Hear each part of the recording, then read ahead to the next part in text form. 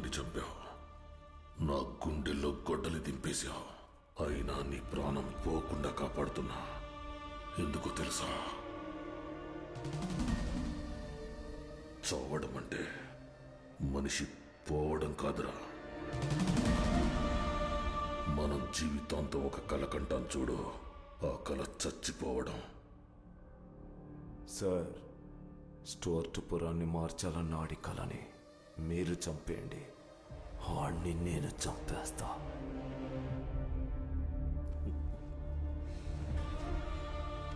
Factory అనుమతిని రద్దు చేస్తూ నిన్న సీఎం ఇచ్చిన ఆర్డర్. నిన్నే హైదరాబాద్ వెళ్ళా, సీఎంని కలిసి వచ్చా. ఆ సీఎంకి స్టూవర్ట్ పురం వాళ్ళు అమ్మ తరపు చుట్టమా, ఈ తరపు చుట్టమా, అందుకే అడగగానే అనుమతి రద్దు చేశాడు. నిన్ను చంపిన తర్వాత నువ్వు